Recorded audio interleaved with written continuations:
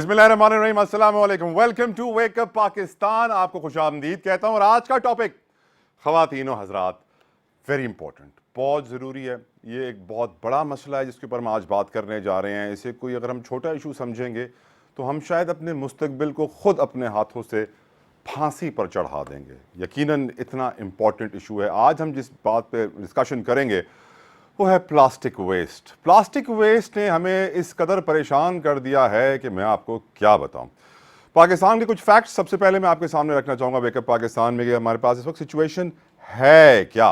पाकिस्तान तकरीबन 3.9 million ton plastic पैदा करता है हर साल। ये तकरीबन आप समझ लीजिए कि 40 लाख टन अगर इसे राउंड फिगर कर दिया जाए। कींझर से लेकर कलर कहार तक जितने भी वाटर रिजर्वॉयर्स हैं, पानी के, यहाँ पे हमें पानी मिलता है शहरों को, हर लेक में प्लास्टिक, बायो प्लास्टिक मौजूद है। आगे बढ़े, सिर्फ 3% प्लास्टिक ऐसा इस्तेमाल होता है पाकिस्तान में जो एक्चुअली रिसाइकल्ड है।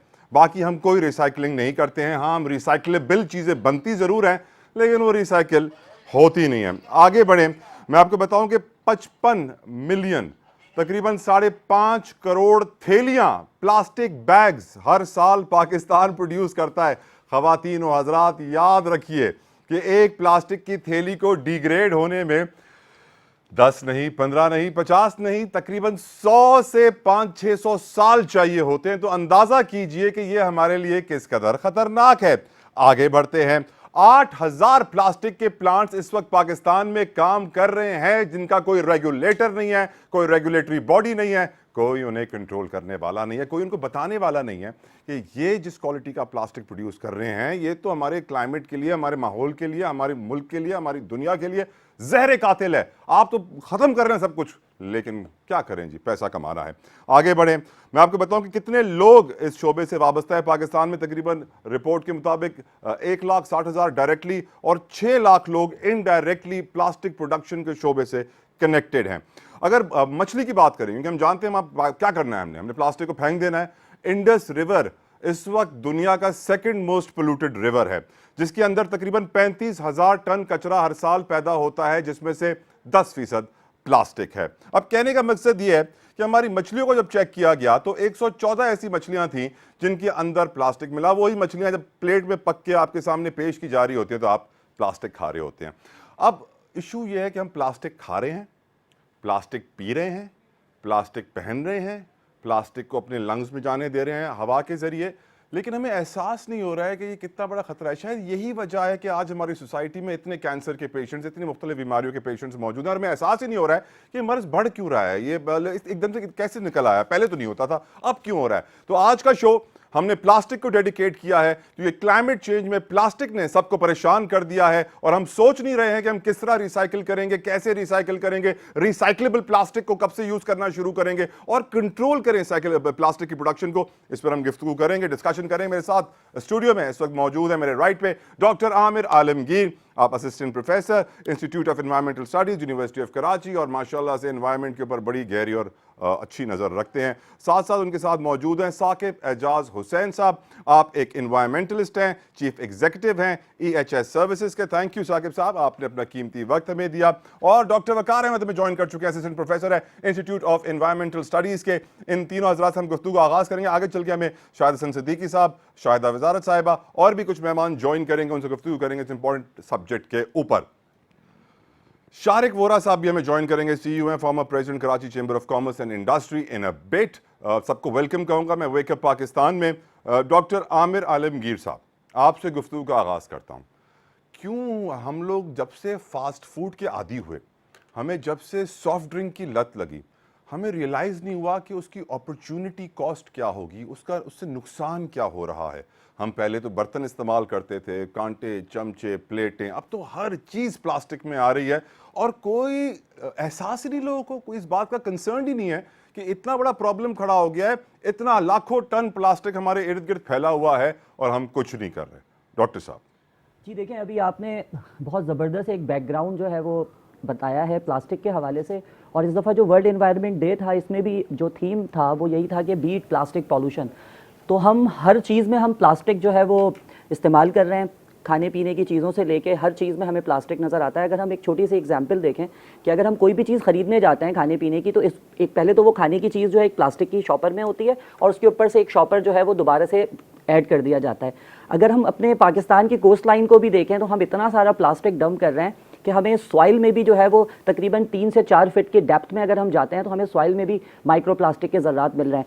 बहुत सारी रिसर्चेज हमें ये बता रही हैं और ये प्रिडिक्ट कर रही हैं कि 2040 में मछलियों की जगह प्लास्टिक होगा। इन शॉर्ट, प्लास्टिक पॉल्यूशन इतना बढ़ चुका है कि जिसकी वजह से हम बहुत सारे कैंसर्स के शिकंजे में आ चुके हैं। तो इसके लिए खुदारा मैं यही कहूँगा कि हमें इस प्लास्टिक का इस्तेमाल बिल्कुल बंद करना होगा। अपने लाइफ स्टाइल में इस प्लास्टिक को हमें माइनस करना होगा, तभी हम इस एनवायरनमेंट को ठीक कर सकते हैं। साकिब साहब, मैं आपसे पूछना चाहूँगा, आप कराची में रहते हैं माशाल्लाह से, और हम देखते हैं कराची में आए रोज़ जहाँ भी कचरा कुंडियाँ होती हैं वहाँ पे लोग अपने जानवर ले आते हैं, बकरियाँ ले आते हैं, गाय ले आते हैं, बैल ले आते हैं, और फिर वो कचरा कुंडी से जो है वो थैलियाँ खाना शुरू करती है। फिर वो थैलियाँ खा खा के ले जाते हैं आपस, और सुबह को उसका दूध निकालते हैं, लोगों को पिलाते हैं। क्या मिलता होगा उन्हें पीने में, न्यूट्रिशन या प्लास्टिक?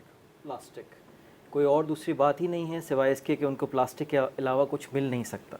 उसकी वजह यह है कि हमारे यहाँ इस शहर में, जो कि तकरीबन 3-3.5 करोड़ की आबादी का शहर है, इस शहर में कचरे को तल्फ करने का, उसको डिस्पोज ऑफ करने का कोई इंतज़ाम मौजूद ही नहीं है।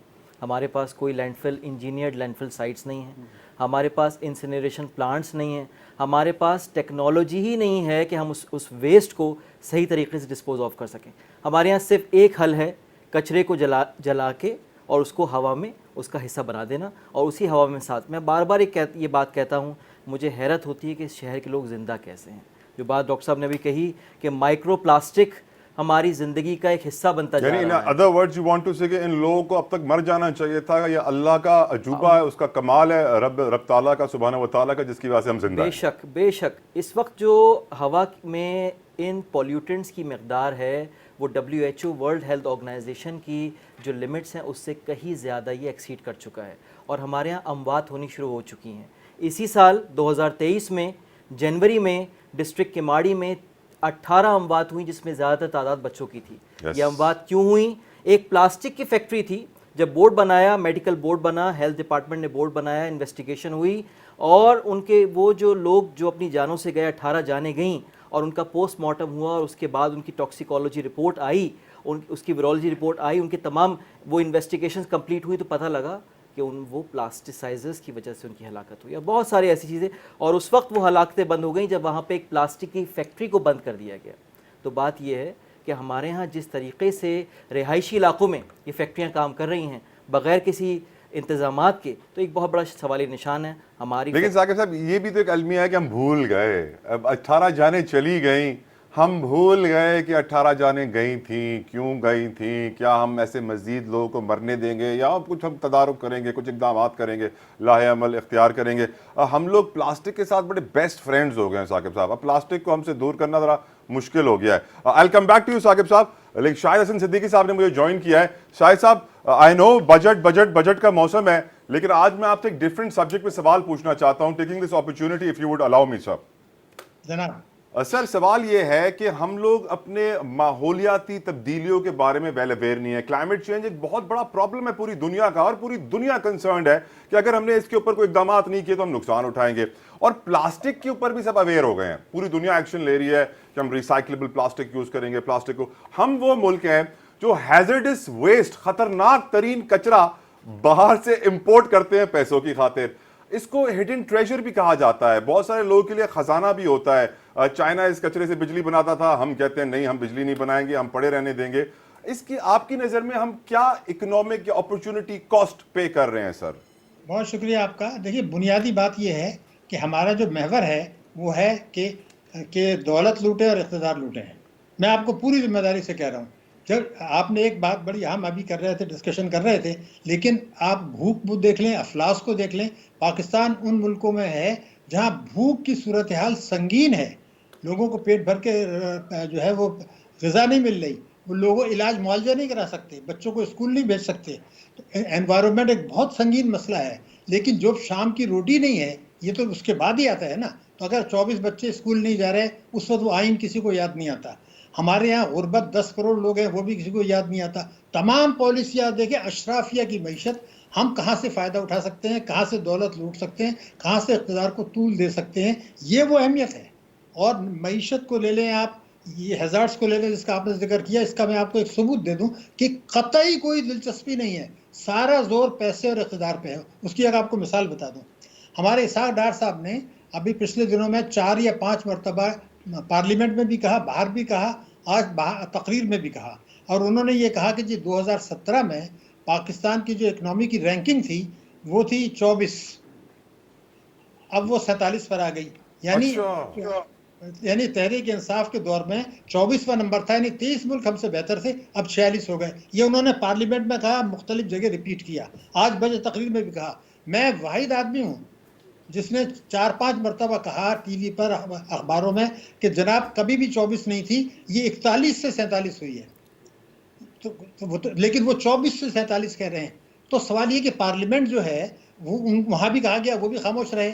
मैंने एक प्रोग्राम में कहा जहाँ पीटीआई के बड़े बड़े लीडर लंबी लंबी बातें कर रहे थे, मैंने कहा जनाब ये तो आपके ऊपर चार्जशीट है, वो भी बाहर निकल के भूल गए। पीएमएलएन वालों को भी कहा। तो मेरा कहना, ये मीडिया ने को भी मैंने कई प्रोग्रामों में कहा, उसको संजीदगी से नहीं लेते। बिल्कुल तो ठीक हो जाए, अफलास हो जाए, चले, मुआवजा हो जाए, चले, हम तो संजीदगी से साहिब साहब नहीं लेते हैं, नहीं लेते। हम में है प्रॉब्लम, हम में कोताही है। कुछ इंटरनेशनल फैक्ट्स आपके साथ सर शेयर करना चाहूंगा। 9 मिलियन पीपल, 90 लाख लोग जो हैं प्लास्टिक की सनत से ग्लोबली जुड़े हुए हैं, कमा रहे हैं। दुनिया में तकरीबन 430 मेट्रिक टन प्लास्टिक हर साल पैदा किया जाता है, और कहा जा रहा है कि 2060 तक ये अमाउंट 3 गुना बढ़ जाएगी। 8 मिलियन टन हर साल ग्लोबली प्लास्टिक समंदरों में फेंक दिया जाता है, बिना सोचे समझे कि उसका हमारी मरीन लाइफ पर और हमारे ओशंस पर क्या इंपैक्ट आएगा। और बताया जाता है कि तकरीबन फिशिंग गियर की अगर बात करें जो प्लास्टिक का बना होता है, वो भी 40-50% है of the world's oceans dump waste. अब सवाल यह है सर कि दुनिया भर में भी, लेकिन इनको एहसास नहीं हो रहा है कि ये पैसे कमाने की खातिर दुनिया तबाह कर रहे हैं, हर किसी का मुस्तकबिल दांव पर लगा रहे हैं। But plastic is very important. ये बात मुझे बड़ी शॉकिंग लगती है सर। भाई मैं ये अर्ज कर रहा था कि क्या हम तो अपनी बात करें, हमारी ये जिम्मेदारी नहीं है कि इसके जो जर्रात होते हैं वो फिर अल्टीमेटली जब हम पानी पीते हैं हमारे जिस्म में दाखिल हो जाते हैं, जिससे कैंसर होता है। इलाज मुआवजे की सहूलियात नहीं है। तो आप एक तरफ तो मिर्चों में भी मिट्टी मिला देते हैं। मैंने एक अंडा देखा था, मेरे घर में आया था, उसको जब मैंने काटा तो वो लाल रंग का था, तो बाद में पता चला वो केमिकल्स का था। तो मैं जो आप बात कर रहे हैं बहुत अहम है, लेकिन दुनिया क्या हो रहा है वो तो छोड़ें ना, हम तो अपनी बात करें। क्या हम संजीदा हैं? हम कानून साजी करें, हम लोगों को मोटिवेट करें जैसे आपने कर रहे हैं। ये बहुत अहम खिदमत है आपकी। साहब आप बिल्कुल भी ऑप्टिमिस्टिक मुझे नहीं लग रहे हैं। आपको उम्मीद ही नहीं है कि पाकिस्तान में कभी ऐसा वक्त आएगा, कभी बेहतरी आएगी। लेकिन सर हम तो कोशिश कर रहे हैं। वेकअप पाकिस्तान प्रोग्राम का मकसद ही है कि लोगों को शऊर दें, उनको उजागर दें, उनको उठाएं, नींद से होश में लेकर आए। कुछ तो आपको सर उम्मीद देनी चाहिए सर, वैसे इतना नेगेटिव ना हो। बिल्कुल आप सही कह रहे हैं। उम्मीद ये है कि आपका काम है हय्या अला सलाह कहना। अगर गांव की मस्जिद में 3 आदमी आते हैं 10 साल से, फिर भी मौज़न का काम है कि वो अजान दे, ये हुक्म है। आप उस हुक्म की पाबंदी करें, अपनी जिम्मेदारी पूरी। आप एक्टिविस्ट नहीं हैं, आप अपनी जिम्मेदारी पूरी करें। जिनसे आप सवालात पूछ रहे हैं वो अपनी जिम्मेदारी पूरी करें, फिर दूसरे लोगों को उसको बढ़ाना पड़ेगा। हर आदमी का एक रोल है। आपको एक सेटिस्फेक्शन होना चाहिए कि आपने ये जिम्मेदारी पूरी कर दी, हालांकि बहुत सारे 10,000 दूसरे मसाइल भी हैं। इससे आगे आप नहीं जा सकते। तो मेरा ख्याल तो ये था कि माशरे को जब तक इस्लाह नहीं होगी, हमारे मेंबरान पार्लियामेंट की, हमारे उलमा मुफ्ती हजरात की नहीं होगी, हमारे ताजरों सनतकारों की नहीं होगी, lust for money, lust for power, हमारा पूरा ज़िंदगी जो है ना इसके गिर्द घूम रही है। आप अपनी पॉलिसियाँ देख लें, अपने इक़दाम देख लें, आप अस्पतालों की हालत देख लें, मेडिकल प्रोफेशन में देख लें कि वो दवाइयाँ लिखते इसलिए हैं कि वो जो मनी जिस आदमी की कंपनी है फार्मास्यूटिकल, उसके साथ उनको कमीशन मिलता है। तो ये पूरा माशरे में जहर फैल गया है। इंटेलेक्चुअल करप्शन, फाइनेंशियल करप्शन, मिलावट, जो है माहौलियात को यकसर अंदाज करना, जिससे कई अरब डॉलर का मईशत को नुकसान, लोगों की जान और सेहत को नुकसान। जान से तो गया, लेकिन उसकी जब सेहत तबाह होती है तो कमाने के लायक नहीं रहता। उसका well said Shahid Hasan Siddiqui sahab, thank you so very much for your precious time. और आपके जो गोल्डन वर्ड्स थे वो थे lust for money, lust for power, यानी पैसे की और ताकत की जो हवस है कि हमें और पैसा चाहिए और ताकत चाहिए, इसने दुनिया को तबाह कर दिया है। लेकिन आखिर कितना पैसा चाहिए भाई, कुछ तो रहम खाओ हमारे मुल्क पे। वेलकम स्टूडियो में शारिक बोरा साहब ने मुझे ज्वाइन किया है स्टूडियो में। Welcome sir. आप माशाल्लाह सीईओ हैं, former president Karachi chamber of commerce and industry के। आपसे बड़ी इंपॉर्टेंट डिस्कशन होना यहाँ जरूरी इसलिए है क्योंकि मैं जानता हूँ कि पाकिस्तान में जब पॉलिथीन बैग्स और ये जो शापर जिन्हें हम कहते हैं इन पर बैन लगाया गया, तो लाहौर और इस्लामाबाद में तो काफ़ी इंप्लीमेंटेशन हो गई उसकी, लेकिन कराची में ना हो पाई। पूछेंगे वोरा साहब से क्यों, ब्रेक के बाद।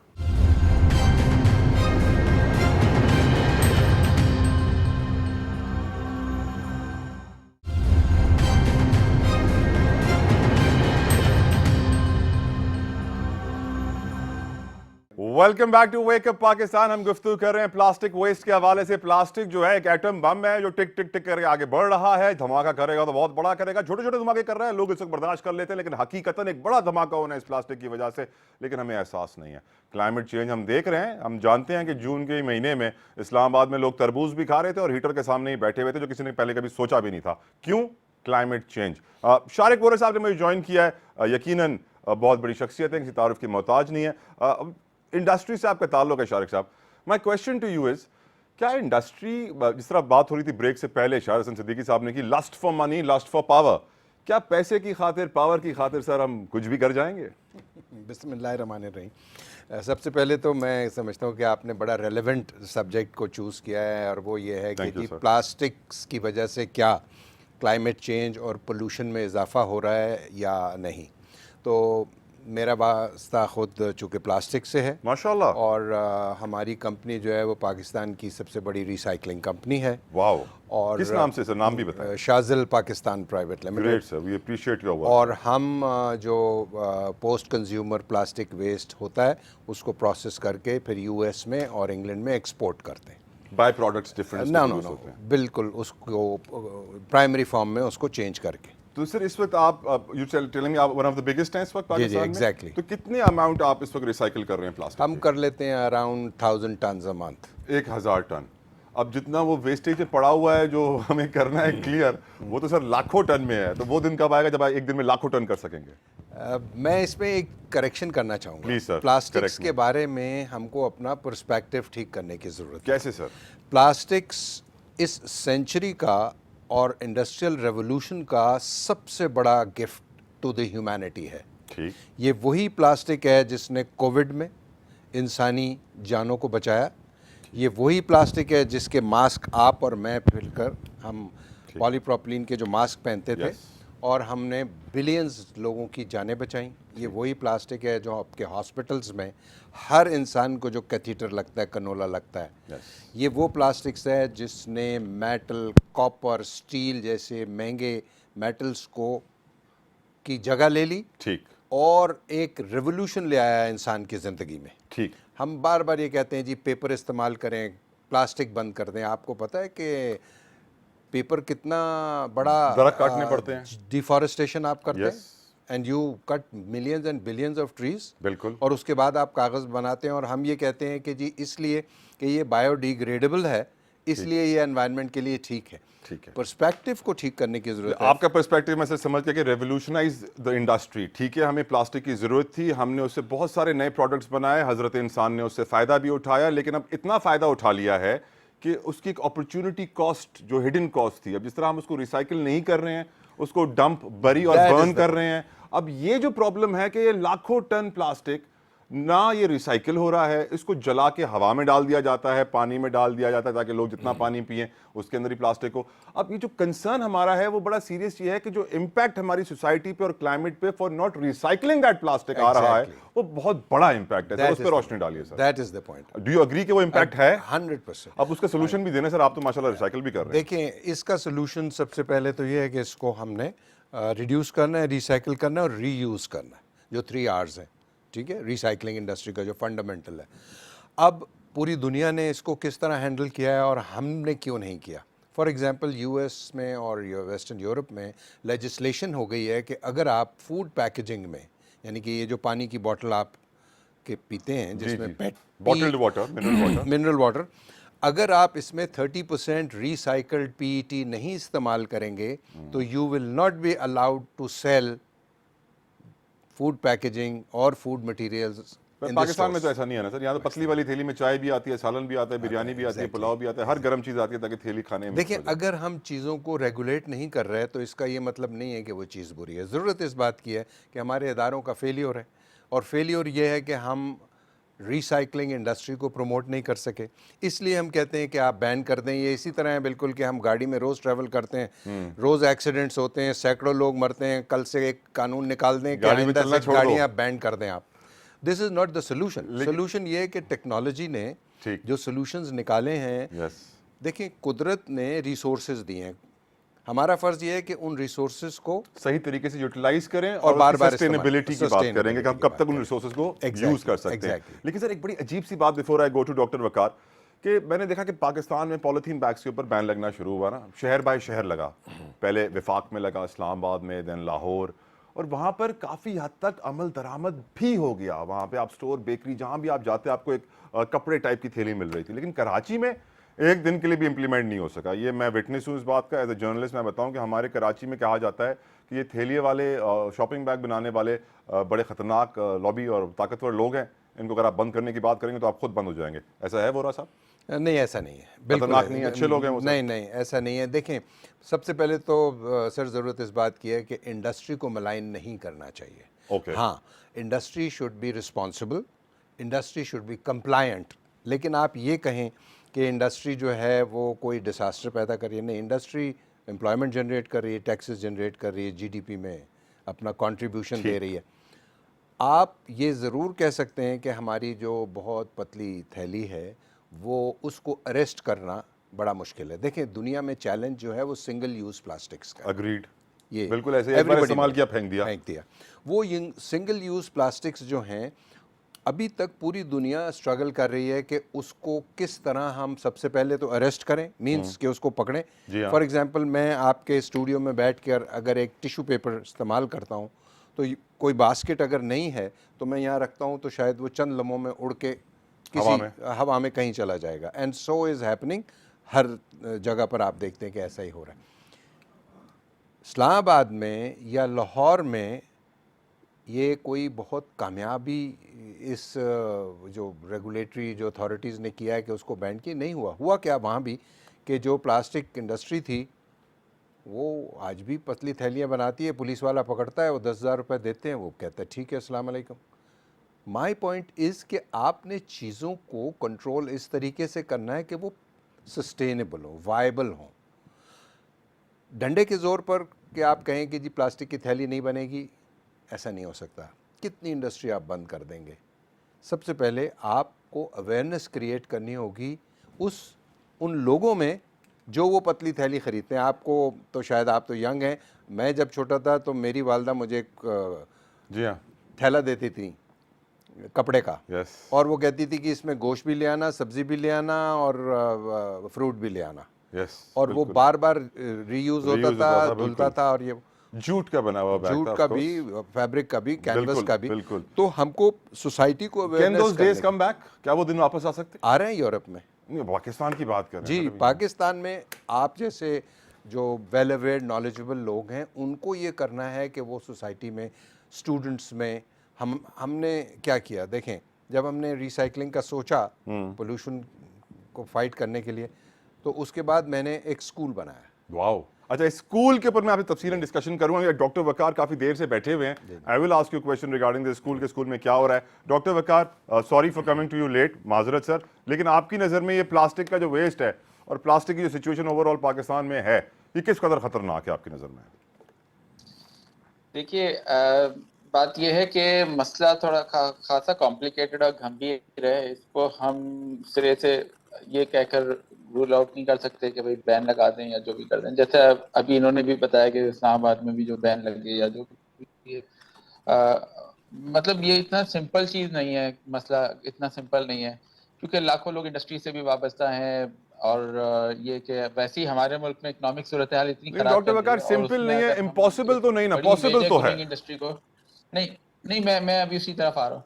देखिए, इसका एक दो सोल्यूशन ये हैं कि अब जो है वो बायोप्लास्टिक्स के ऊपर दुनिया भर में काम हो रहा है। कराची यूनिवर्सिटी की मैं आपको एग्जांपल दूं, हमारे यहाँ एक डिपार्टमेंट है, फूड साइंस डिपार्टमेंट, वहाँ उन लोगों ने जो है वो और एक केमिकल इंजीनियरिंग डिपार्टमेंट, उन्होंने बायोप्लास्टिक जो है वो सिंथेसाइज कर लिए हैं कि वो ऐसे प्लास्टिक हैं जो कि एनवायरनमेंट को नुकसान नहीं देते, वो खुद ब खुद डिग्रेड होकर ख़त्म हो जाते हैं। तो इस तरह की चीज़ें हमें ऐसी टेक्नोलॉजी पे आना पड़ेगा। दूसरी चीज़ ये, कुछ आजकल एडिटिव्स आते हैं, जैसे कि शायद अभी वोरा साहब ने भी कुछ जिक्र किया कि वो ऑक्सो बायोडिग्रेडेबल या D2 वगैरह जो मटेरियल्स हैं, D2W और इस तरह की चीज़ें, वो मिक्सर उसमें एडिटिव्स डाले जाते हैं जिससे उनकी बायोडिग्रेडेबिलिटी इंक्रीज हो जाती है। अभी इस पर भी बहस होती है कि वो कुछ लोग कहते हैं कि वो इतने कारआमद नहीं है या मखसूस कंडीशन में काम कर लेते हैं, सारी कंडीशन में वो काम नहीं करते ये एडिटिव्स। तो इसके ऊपर भी बहस हो रही है दुनिया भर में अभी जो है वो, लेकिन ये रिवाज आ रहा है कि बायोडिग्रेडेबल प्लास्टिक के ऊपर पाकिस्तान में भी बहुत बड़ी चेन्स हैं, उनको मैं जानता हूँ कि वो बायोडिग्रेडेबल प्लास्टिक अपनी जो है वो उसमें इस्तेमाल कर रहे हैं। ये जो चेन ऑफ स्टोर्स होते हैं ना, जिसे सुपरमार्केट्स वगैरह कहते हैं, तो इसमें अब देखिए मल्टीपल्स, हमें कोई एक सोल्यूशन नहीं है बल्कि इसका मल्टी डायमेंशनल सोल्यूशन हमें निकालना पड़ेगा। एक तो लाइफस्टाइल की चेंजेस हैं, वन टाइम यूज प्लास्टिक को अवॉइड करना बहुत ज़रूरी है, उसके लोगों को समझाना पड़ेगा। दूसरी चीज़ ये है कि हमें अगर इसके ऊपर टैक्सेशन थोड़ी सी, देखिए अब इको टैक्स दुनिया भर में लगाया जा रहा है, वो इसीलिए लगाया जा रहा है कि इकोनॉमिकली आप जो है वो चीज़ों को कंट्रोल करें। वो चीज़ जो एनवायरनमेंट को नुकसान पहुंचाती है आप सिरे से इमीडिएटली तो वाइप खत्म नहीं कर सकते। मिसाल के तौर पे प्लास्टिक इंडस्ट्री एनवायरनमेंट को नुकसान पहुंचा रही है, प्लास्टिक से नुकसान हो रहा है हमारे इकोसिस्टम्स को, इंसानी सेहत को, और उसको नुकसान हो रहा है, लेकिन अब एकदम सिरे से ठीक, मल्टी डायमेंशनल सोल्यूशन आपकी नजर में आना जरूरी है, लेकिन जी मैं जी जी आपसे उसमें देखिए उस पे ब्रेक के लिए कहा जा रहा है doctor Waqar, I come back to you, दुनिया I come back to you doctor Waqar, थोड़ा सा सब्र मेरे साथ, हौसला मेरे साथ प्लीज कीजिएगा। एक ब्रेक लेते हैं, ब्रेक के बाद डिस्कशन को यहीं से कंटिन्यू करेंगे। मैं सवाल ही उठाना चाहूंगा कि जो हमारे मुस्तकबिल के मेहमान है, जो स्टूडेंट्स हैं, जिस तरह वोरा साहब ने एक स्कूल का जिक्र किया, डॉक्टर वकार भी कराची यूनिवर्सिटी से मुंसलिक हैं, क्या हम अपने स्टूडेंट्स को, अपने मुस्तकबिल के मेहमानों को, और डॉक्टर आमिर से भी सवाल पूछूंगा, क्या हम इक्विप कर रहे हैं, क्या हम उनको नॉलेज दे रहे हैं, क्या हम उन्हें अवेयर कर रहे हैं कि ये सिचुएशन तुम्हारे बाप दादा परदादा ने क्रिएट कर दी है, अब हम प्लास्टिक में डूब रहे हैं, आगे क्या करना है? बात होगी इस ब्रेक के बाद, हमारे साथ रहिए।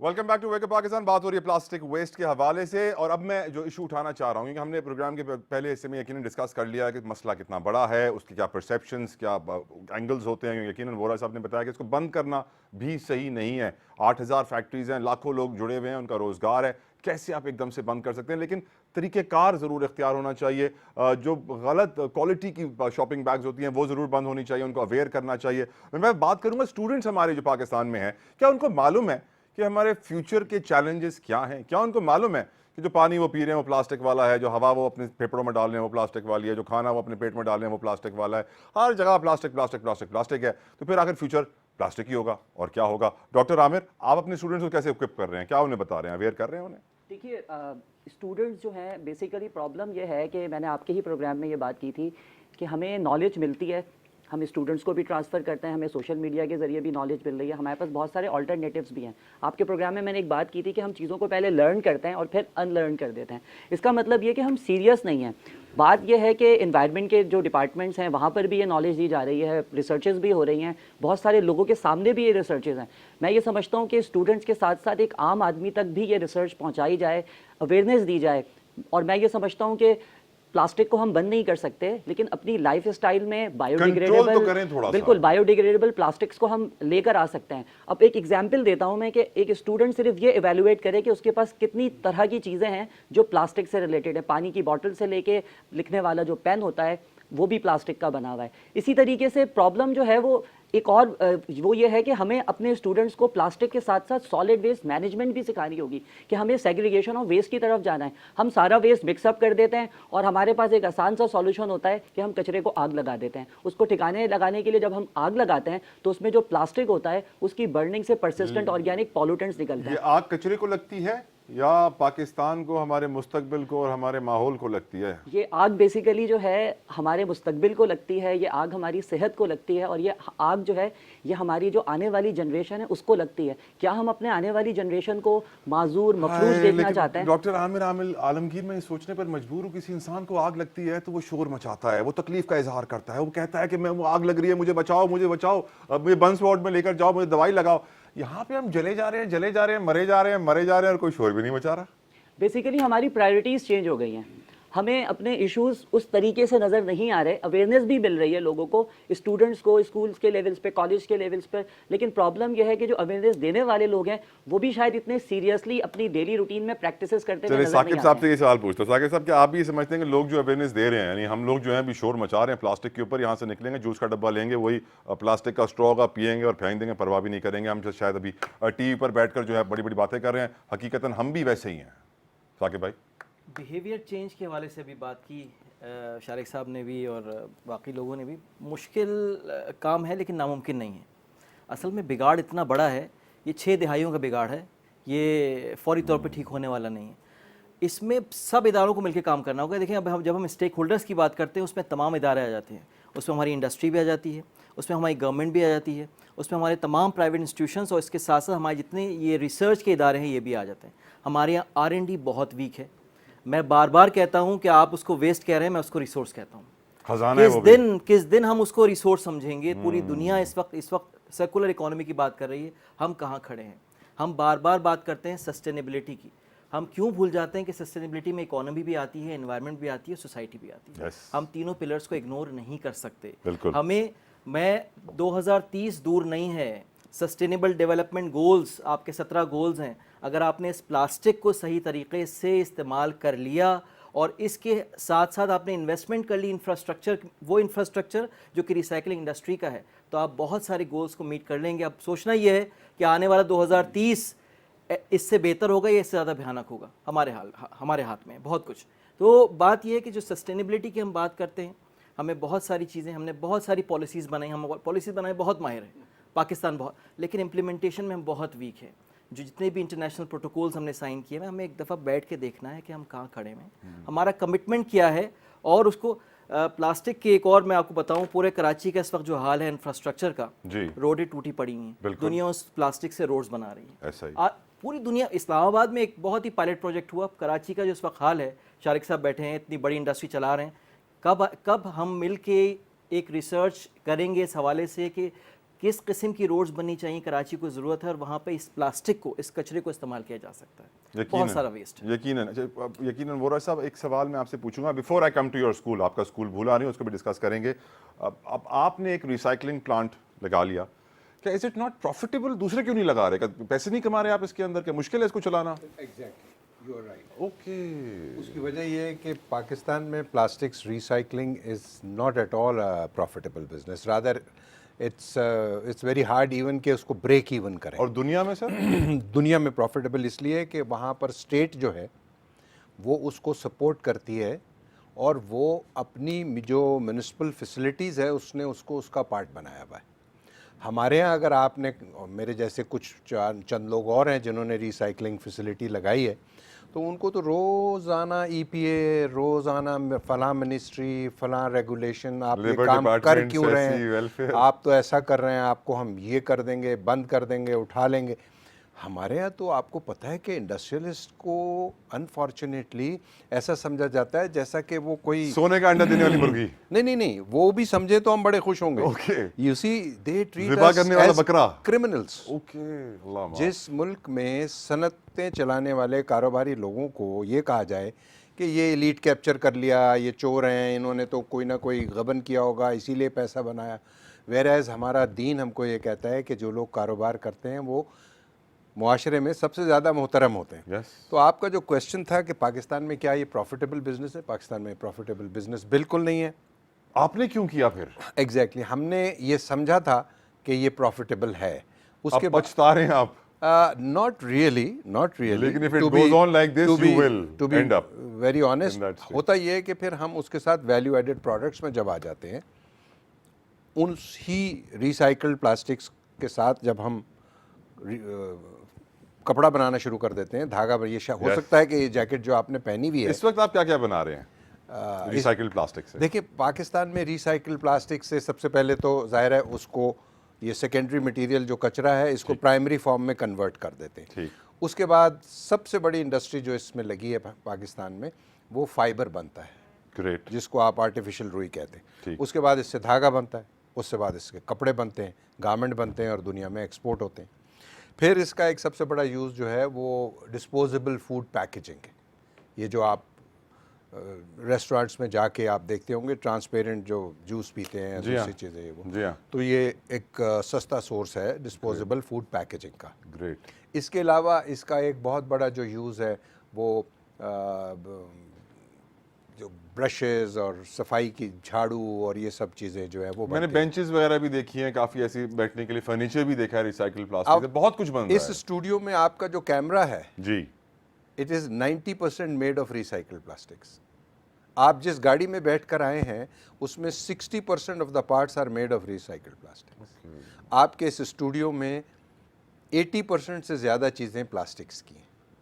बिल्कुल ठीक कह रहे हैं आप, मैं एग्री करता हूँ, लेकिन मुझे अफसोस इस बात का है कि आप जैसे ज़्यादा बिजनेसमैन ये काम नहीं कर रहे हैं, and you're one of a kind, और आप बता रहे हैं कि इतने प्रॉब्लम्स, इतने नोटिस, इतने इश्यूज आपके लिए क्रिएट किए State जाते हैं support नहीं कि करती। आपको सब्सिडी देने के बजाय, आपके लिए फ्रेंडली पॉलिसीज क्रिएट करने के बजाय they are making it hard for you, आपके लिए और ये रिसाइकलिंग प्लांट चलाना मुश्किल कर रहे हैं ताकि आप बंद कर दें, ताकि कोई भी ना हो रिसाइकिल करने वाला, तब सुकून का सांस लेंगे, हाँ अब सारा जो इंसानों के अंदर जा रहा है। अब सवाल ये है कौन सी पॉलिसीज बनाएं, कोई मशवरा तो दें, शायद कोई सुन ले, कभी कभार जो वो देख लेते हैं हमारा प्रोग्राम। सबसे पहला मशवरा तो ये होगा कि ये जितनी प्लास्टिक रिलेटेड रिसाइकलिंग इंडस्ट्री है इसको प्रोविंसेस ओन करें कि ये हमारे जो एनवायरमेंटल चैलेंज है उसको हेल्प कर रही है। फॉर एग्जांपल जो कचरा बिलियंस ऑफ रुपीस खर्च करके से सोसाइटी से ये उनकी भी जिम्मेदारी है जहाँ- रिसाइकिल करना, अगर आप उनकी मदद कर रहे हैं तो उनको आपका साथ देना चाहिए। आपके लैंडफिल लिए साइट में बिल्कुल। सुरजानी में पहुंचाते हैं, जी जहाँ हाँ। से 55 किलोमीटर दूर एक लैंडफिल साइट है। जी। वहाँ पर पूरा कराची का कचरा जाता है और उसमें से 60% से ज़्यादा जो ट्रक्स है जी। उसका जो डीजल है वो चोरी होता है। उसमें से 30% कचरा जो है वो सड़कों पर बिछा के जला दिया जाता है। ये तो दुआएं दें आप, अभी जो हमारे पिछले एडमिनिस्ट्रेटर थे मुर्तज़ा वहाब साहब, I think he did a great job कि जिन्होंने सारे डिस्ट्रिक्ट्स के जो वेस्ट मैनेजमेंट था उसको उन्होंने मैनेज किया। एंड ये जो आपको कराची में जो थोड़ी बहुत बेहतरी नज़र आ रही है, credit goes to this young man. Yes of course. माशाल्लाह। चलें, thank you Mirza Wahab sahab. All Karachi heights are grateful for you, grateful for your service. आपने ये काम किया, अल्लाह करे आप आगे भी ऐसी कराची की खिदमत करते रहें। लेकिन कैसे ये खिदमत होगी? अब यकीनन मुझे ब्रेक का कहा जा रहा है, प्रोग्राम के पार्ट 1 अपने इख्तिताम को पहुंचा है। हमने इशू को तफसीलन डिस्कस किया है, अभी समझ गए हैं कि जब तक रिसाइकलिंग आम प्लास्टिक की नहीं होगी, जब तक गवर्नमेंट की फ्रेंडली पॉलिसीज़ नहीं होंगी, बिजनेसमैन जो काम करना चाहते हैं उनके लिए इंसेंटिव्स नहीं होंगे, क्योंकि ये काम सिर्फ बिजनेसमैन तिजारती बरादरी का नहीं है, ये काम हुकूमत पाकिस्तान का भी है। दोनों ने मिलकर पब्लिक प्राइवेट पार्टनरशिप के तहत ऐसे प्रोजेक्ट्स इंट्रोड्यूस करने चाहिए। इनफैक्ट अब सैड बात यह है कि प्राइवेट सेक्टर खुद से प्रोजेक्ट शुरू कर रहा है, पार्टनरशिप पब्लिक की है नहीं, गवर्नमेंट की है नहीं। एट द सेम टाइम उनके लिए आसानी क्रिएट करने के बजाय मुश्किलात खड़ी की जा रही हैं। ये लेग पुलिंग, टांग खींचने वाला कल्चर बड़ा महंगा पड़ेगा हमें। लेकिन प्लास्टिक के ऊपर हमारी डिस्कशन जारी है। हमने इशू को तफसीलन डिस्कस कर लिया है, मुख्तलिफ परसेप्शन देख लेंगे। प्लास्टिक बुरा नहीं है, लेकिन क्योंकि हम उसको रिसाइकिल नहीं कर देते हैं, हम उसको जलाते हैं, हम उसको डंप कर देते हैं, हम उसको दफन कर देते हैं और वो पड़े पड़े ख़त्म हो जाते हैं, और हम ऐसी क्वालिटी की थैलियाँ बनाते हैं जो 600 साल तक डिग्रेड ना हो। तो ये हमारा फेल है, ये हम गलत कर रहे हैं अपने मुल्क के साथ, अपनी ज़मीन के साथ, अपने मुल्क के साथ। सोल्यूशंस क्या हैं? किस तरह हम आगे बढ़ सकते हैं? किस तरीके से हम अपने मुस्तकबिल के मेहमानों को, अपने बच्चों को फुली इक्विप कर सकते हैं मेंटली, ताकि वो तैयार रहें आने वाले वक्त के लिए। अगर वो तैयार नहीं हुए तो ये सूरत हाल और संगीन हो जाएगी। पार्ट 1 का इख्तिताम होता है, पार्ट 2 में हम डिस्कस करेंगे सोल्यूशंस, रास्ता क्या होना चाहिए मुस्तकबिल का। देखते रहिए वेक अप पाकिस्तान।